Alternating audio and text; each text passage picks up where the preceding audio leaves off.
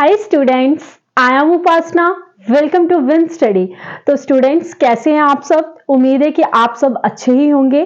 ठीक है, और मुझे भी अपनी तबीयत पहले से काफी बेहतर लग रही है और धीरे धीरे जो मेरा गला है वो भी इम्प्रोवाइज होगा और आपको शायद कॉम्प्रोमाइज अब धीरे धीरे कम करना पड़ जाए। ठीक है, तो देखो कल हमने क्वेश्चन नंबर 8 स्टार्ट किया था स्टूडेंट्स। आज हम एक्सरसाइज 12.3 का क्वेश्चन नंबर 9 को डिस्कस करने जा रहे हैं। तो देखिए क्वेश्चन नंबर 9 में क्या बोल रहा है, बोलता है in figure AB and CD are two diameter of a circle perpendicular to each other and OD is the diameter of the smaller circle. If OA is equal to 7 centimeter, find the area of the shaded region. तो students you know that सबसे पहले हमारा सबसे मतलब काम क्या होता है कि क्वेश्चन को अच्छे से रीड कर लेना कि हमें बेसिकली क्वेश्चन में क्या बोल रहा है। ठीक है, अगर हमें क्वेश्चन एक से दो बार समझ नहीं आता तो उसको रिपीटली पढ़िए, क्योंकि क्वेश्चन समझने में किसी भी प्रकार की कोई गलती नहीं होनी चाहिए। क्योंकि तभी अगर हमें यही नहीं पता कि हमें पूछा क्या तो हम सॉल्यूशन के बारे में तो सोच भी नहीं सकते ना। तो देखिए जैसे आपको ये फिगर में दिख रहा होगा, इस तरीके से आपकी बुक में फिगर है, बोलता है A B and C D. अब देखिए ये आपका ए बी है और ये आपका सी डी है। जाहिर सी बात है सर्कल का डायमीटर तो होता ही होता है, तो बोलता है A B and C D are two diameter of a circle. Obviously कि एक सर्कल है उसके दो डायमीटर है। ठीक है, आगे बोलता है देखो बेटा इस तरीके से, जैसे मान लो ये सर्कल है तो एक तो इस तरह डायमीटर होगा और या फिर इस तरीके से डायमीटर होगा, है ना। तो यही कहने की कोशिश कर रहा है वो। बोलता है परपेंडिकुलर टू ईच अदर। ठीक है, परपेंडिकुलर भी है। बोलता है ओडी इज द डायमीटर। अब देखो ओडी, अब ये जो मिड पॉइंट है ये आपका ओ है। अब बोलता है OD is the diameter of the smaller circle. एक सेकेंड मैं नेमिंग देख लेती हूँ। हाँ ओ है। ठीक है, तो OD is the diameter of the smaller circle if OA is equal to 7 centimeter. अब देखो मेरी बात सुनिए, एक ये आपको बड़ा बिग सर्कल दिख रहा होगा और इस ही बिग सर्कल में आपको एक छोटा सा सर्कल भी दिख रहा है। तो कहता है कि जो ये O और D है ये डायमीटर है किसका? स्मॉलर सर्कल का। अब देखो बेटा बड़ा सर्कल तो बड़ा डायमीटर, छोटा सर्कल तो छोटा डायमीटर, लेकिन डायमीटर तो दोनों के केस में होगा ही होगा ना। तो वही ये बोल रहा है कि OD is the diameter of the smaller circle if O is equal to 7 centimetre. अब बोलता जो OA है ये 7 सेंटीमीटर है। ठीक है, find the area of the shaded region. आपको क्या निकालना है बेटे? शेडेड रीजन निकालना है। अब जैसे कि आपको इस तरीके से बताया होगा ये सारा बेटे क्या है? शेडेड रीजन है। आपको ये निकालना है, ये सारा निकालना, यानी कि आपको क्या निकालना? एक स्मॉल सर्कल का। अब शेडेड रीजन कहां कहां? एक तो ये है, एक ये और एक ये, यही है ना। तो यानी कि आपको क्या करना है बेटे? इस सर्कल का भी शेडेड रीजन निकालना है और ये भी निकालना है। अब जिसको कुछ भी समझ नहीं आ रहा उसको इतना तो समझ आ रहा है कि यहाँ पे आपको एक शेडेड रीजन निकालना है, वो भी एक सर्कल का और इस पोर्शन का और इस पोर्शन का, है ना। यही समझ आ रहा है। अब अगर आप दिमाग लगाते हैं बेटा, मेरी बात सुनिए, जैसे मान लो ये सर्कल है, इस तरीके से ये सर्कल है, इसको जो सर्कल होता है उसको ये क्या है? ये सारा क्या 90 डिग्री का तो बन रहा है, तो इस चीज को क्या बोला जाता है? क्वाड्रेंट बोला जाता है। ये क्या सर्कल का क्वाड्रेंट ही तो है ना।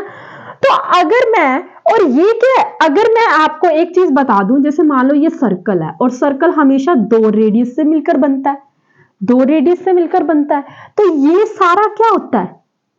सेक्टर ही तो होता है। तो उस तरीके से अगर आप देखो तो ये एक सर्कल का एक पार्ट सेक्टर ही तो है। और अगर आप ऐसे देखो तो ये एक क्वाड्रेंट है। क्यों मैं क्वाड्रेंट क्यों बोल रही हूं? क्योंकि ये किसका बन रहा है? 90 डिग्री का बन रहा है, और सर्कल में जब भी 90 डिग्री का एंगल बनता है वो क्वाड्रेंट ही तो होती है। कितनी बार डिस्कस कर चुके हैं हम।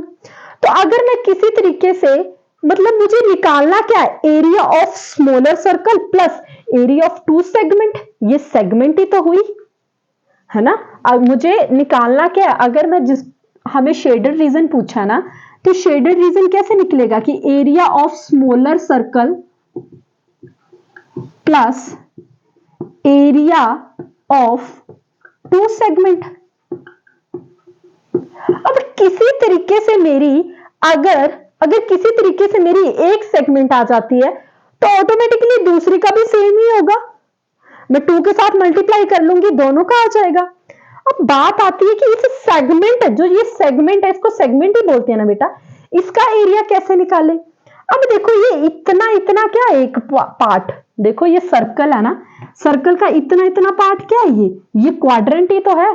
तो अगर मैं एरिया ऑफ क्वाड्रेंट में से इस ट्रायंगल, ये जो आपको ट्रायंगल दिख रही है कौन सी, BOC, अगर मैं इस क्वाड्रेंट में से इस ट्रायंगल को माइनस कर दूं तो मेरे पास ये सेगमेंट आ जाएगा, आ जाएगा या नहीं आएगा।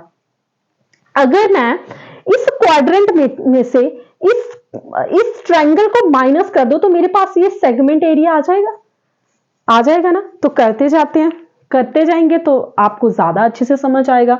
तो सबसे पहले तो आप स्मॉल सर्कल का निकाल लीजिए, चाहे आपको बड़े सर्कल का एरिया निकालना है, चाहे आपको स्मॉल सर्कल का एरिया निकालना है, फॉर्मूला तो सेम ही रहेगा ना सर्कल का। तो एरिया ऑफ सर्कल का फॉर्मूला क्या होता है, पाई आर स्क्वायर। तो पहले हम क्या करते हैं, स्मॉलर सर्कल निकालते हैं। तो एरिया ऑफ स्मॉलर, और स्मॉलर सर्कल इसलिए निकाले क्योंकि ये भी शेडेड रीजन है, तो प्लस हमें एरिया ऑफ 2 सेगमेंट करना है ना। तो area of smaller circle is equal to, मैं बना भी देती हूँ, ऐसे स्मॉल सा सर्कल है ये हमारा, पाई आर का स्क्वायर।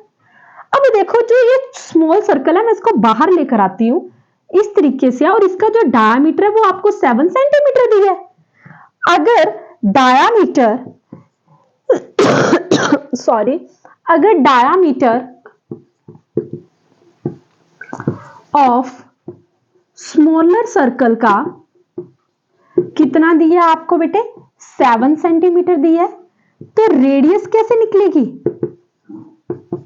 डायामीटर अपॉन 2 करके, यानी कि 7/2, यानी कि स्मॉलर सर्कल की जो रेडियस है वो कितनी आ गई बेटा, 7/2। पाई की वैल्यू उन्होंने 3.14 लेने को नहीं बोला ना, तो आप 22/7 लीजिए इंटू 7/2 इंटू 7/2। 7 से 7 कैंसल आउट, 2 1 जा 2, 2 11 जा 22, यानी कि 11 इंटू 7/2 इज इक्वल टू 77/2। अब 77 को कर लो मल्टीप्लाई, डिवाइड सॉरी, 2 3 जा 6, 1 बचे, 2 8 जा 16, 1 बचे, ये 0 आ गया, 0.5 10। अब एरिया निकालना है आपको, कितना आ गया, 38.5, 38.5 भी आया है। और सारी चीजें देखो किस में है बेटा, सेंटीमीटर में है, तो एरिया हमेशा किस में आता है, सेंटीमीटर स्क्वायर में आता है। तो आप साइड में, मैं साइड में लिख लेती हूं कि जो हमारा ये कितना है, 38.5 सेंटीमीटर स्क्वायर। अगर आपको लगता है कि इसको नोट करना जरूरी है तो प्लीज कर लीजिए। 1 2 3।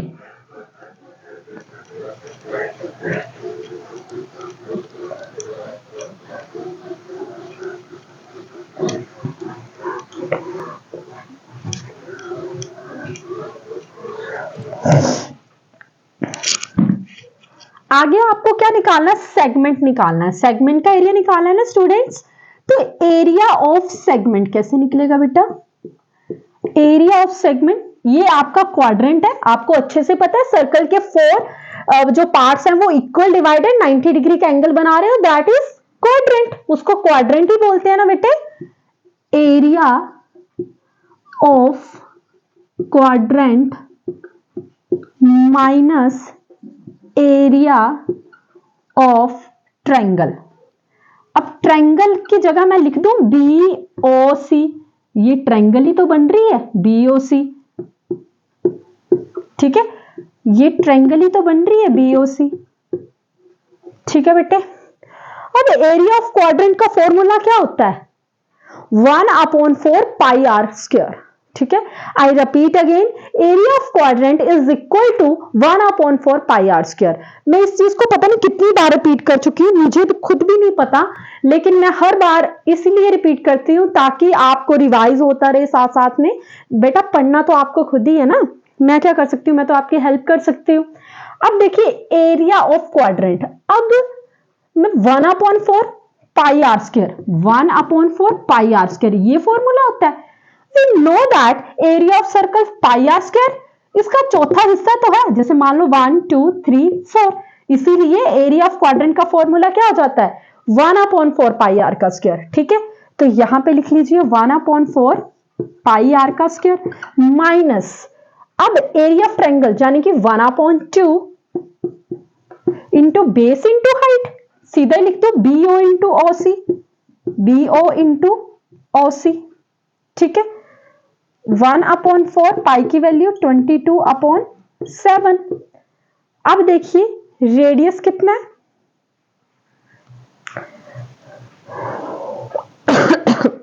रेडियस कितना दिया हुआ है क्वेश्चन में, देखिए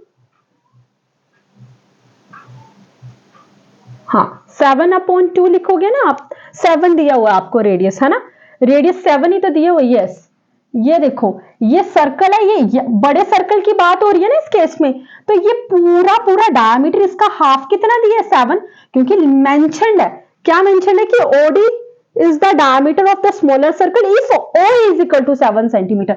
अगर ये ओ ए 7 सेंटीमीटर है तो ये भी तो 7 सेंटीमीटर होगा, रेडियस तो इक्वल ही रहने वाली है। तो यहां पे लिख लो 7 × 7 और यहां पे माइनस 1/2 इंटू ये भी BO, ये भी 7 होगा और OC भी 7 होगा। इतना तो पता चल गया, रेडियस तो सेम ही रहने वाली है ना हमारी। तो कर लीजिए इसको कट, 7 से 7 कैंसिल आउट, 2 2 4, 2 11 22, तो 11 7 77/2 माइनस 49/2, 77 में से 49 गए, कितने बचते हैं 8, और यहां पे कितने बचे 6, तो ये कितना आ गया 28, तो ये कितना आ गया 28/2, 2 1 2, 2 1 2, 2 4 8। तो आपका जो एरिया ऑफ सेगमेंट है वो कितना आ गया 14 सेंटीमीटर। कितना आ गया बेटे 14 सेंटीमीटर। अब एक सेगमेंट आया आपका 14 सेंटीमीटर, तो अगर दूसरा निकालना है तो 2 के साथ मल्टीप्लाई कर लेंगे ना। अब तो नोट कर लीजिए, जरूरी नहीं है, अगर आपको लग रहा है तभी नोट करिएगा, ठीक है जी।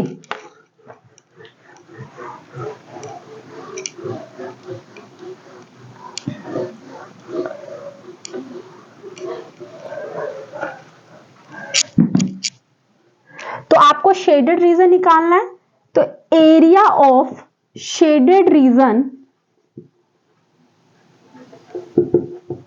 Is equal to area of smaller circle plus area of two segment. Two segment की बात हो रही है, तो आपने जब सर्कल का एरिया निकाला था कितना आया था 38.5 plus area of two segment, तो एक 14 आया है, तो उसको 2 के साथ क्या कर देंगे मल्टीप्लाई कर देंगे, तो 38.5 प्लस 28, 14 2 28 ही होते हैं, प्लस कर लीजिए मेरे साथ 28.05 16, तो ये कितना 66.5 आएगा क्या सेंटीमीटर का स्क्वायर। क्यों? क्योंकि आप एरिया निकाल रहे हैं, और जब भी किसी चीज का एरिया निकाला जाता है तो वो हमेशा स्क्वायर में आता है। अगर मीटर में होती यूनिट्स तो मीटर स्क्वायर, और अगर सेंटीमीटर में है तो सेंटीमीटर का स्क्वायर। तो ये आपका क्वेश्चन खत्म हो गया, यानी कि आपका जो शेडेड रीजन आया है आप ऐसे बना के लिख सकते हैं, area of shaded region is equal to 66.5 centimetre का स्क्वायर। तो आई होप स्टूडेंट्स कि आपको मेरा ये क्वेश्चन समझ आया होगा।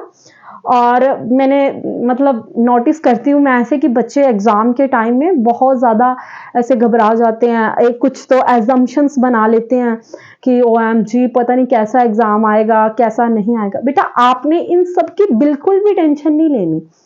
देखो जो चीज़ हमारे हाथ में हम वो तो कर सकते हैं ना, हमारे हाथ में क्या है हार्ड वर्क करना। अगर आपने पढ़ा है तो आपके साथ बुरा हो ही नहीं सकता, ठीक है। तो आप बस अपनी ईमानदारी से मेहनत करते रहिए, हो ही नहीं सकता कि आपके साथ गॉड बुरा कर दे, है ना। अब आप अपने मन से घर पे अजम्पशन बना ले, पता नहीं क्वेश्चन पेपर में ऐसा आ जाए, अगर आपने पढ़ा है तो आपको किस बात की टेंशन है, आपको बिल्कुल रिलीफ होकर जाना है। और जैसे जैसे मैं आपको साथ में करवाती जा रही हूं, आपको वैसे वैसे करते जाना है। और कर्मा हमेशा याद रखना है आपको कि अगर आपने पढ़ा है, अच्छा कर्म किया है, तो आपके साथ अच्छा ही होगा, ठीक है।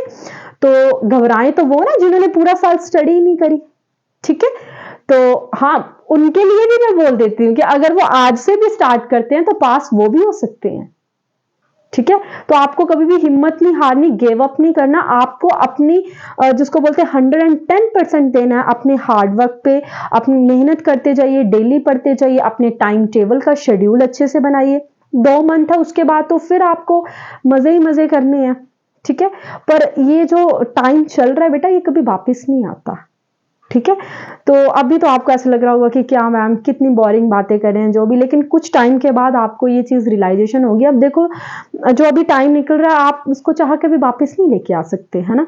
तो जितना आपने एफर्ट्स लगाने लगा दीजिए। अब जैसे मान लो आप 10th का एग्जाम देने बैठ रहे हैं, तो क्या आप आज आपको लग रहा है जल्दी जल्दी से ही हो जाए, लेकिन कुछ टाइम के बाद आपको लग रहा है काश हम अच्छे से पढ़ लेते, तो वो काश कभी नहीं आना चाहिए आपकी लाइफ में।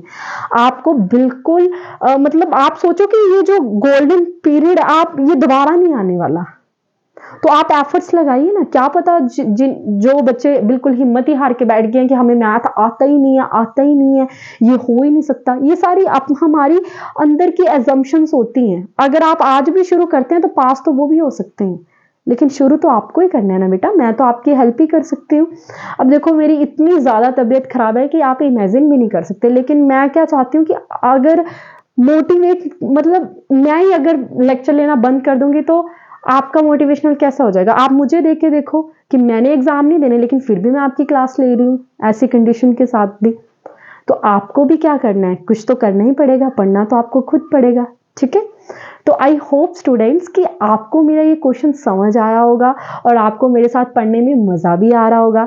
अगर आपको पढ़ने में मज़ा आ रहा है तो मुझे कमेंट्स में बताते रहिएगा, ताकि मुझे पता चले कि मैं आपको किस तरीके से, आपको मेरी बेनिफिट भी रह रही हैं वीडियोस या नहीं रह रही हैं, ठीक है।